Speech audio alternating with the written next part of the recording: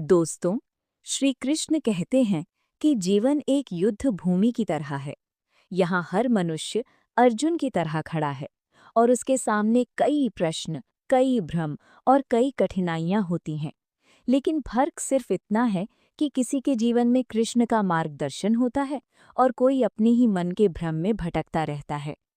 कल्पना कीजिए, एक युवा था जिसका नाम आर्यन था। उसके जीवन में सब कुछ ठीक चल रहा था। अच्छी नौकरी, परिवार का साथ और समाज में सम्मान भी।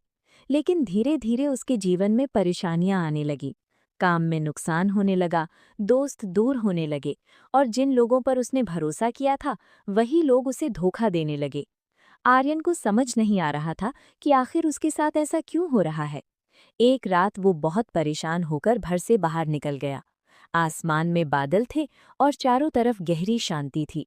वो पास के एक पुराने मंदिर के सामने जाकर बैठ गया। उसका मन दुख से भरा हुआ था। वो बोला, हे भगवान, मैंने किसी का बुरा नहीं किया, फिर भी मेरे जीवन में इतनी परेशानियां क्यों आ रही हैं? तभी मंदिर के अंदर बैठे एक वृद्ध संत ने उसकी बात सुन ली। वो धीरे धीरे उसके पास आए और मुस्कुराकर बोले, बेटा, जीवन में जो कुछ भी होता है उसका कारण हमेशा बाहर नहीं होता। कई बार उसका कारण हमारे भीतर होता है। आर्यन ने हैरानी से पूछा, लेकिन मैंने क्या गलती की है?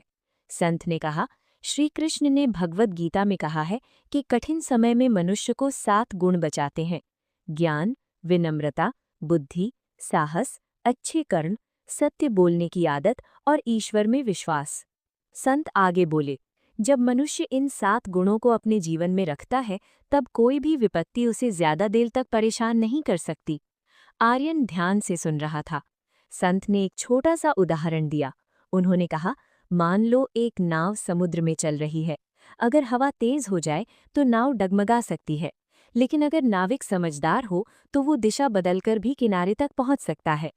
फिर संत बोले, जीवन में इच्छाएं भी उसी हवा की तरह होती हैं। अगर इच्छाएं बहुत ज्यादा हो जाएं तो मनुष्य की बुद्धि भी भटक जाती है। आर्यन को धीरे धीरे अपनी गलती समझ आने लगी। वो बोला, शायद मैं भी सफलता और धन के पीछे इतना भागने लगा था कि मैंने अपने मन की शांति को ही खो दिया।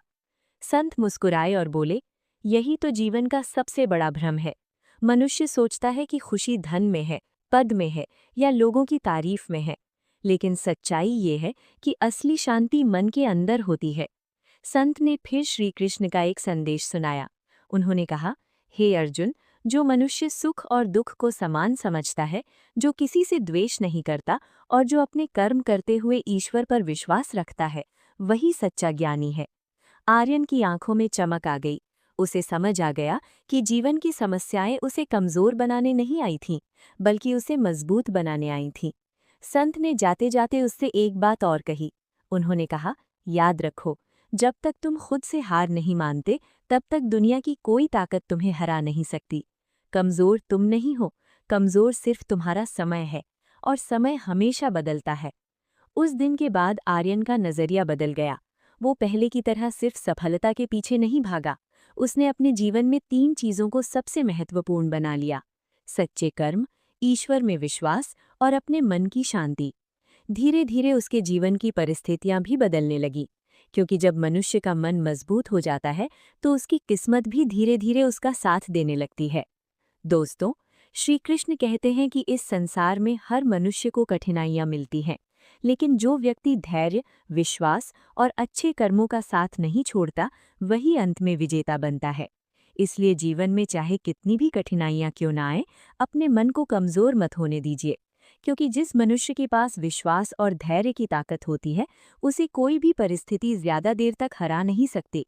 और हमेशा याद रखिए, जो कुछ भी हमारे जीवन में होता है वो हमें कुछ सिखाने के लिए ही होता है।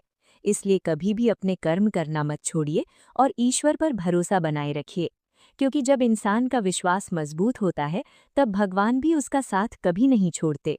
जय श्री कृष्ण।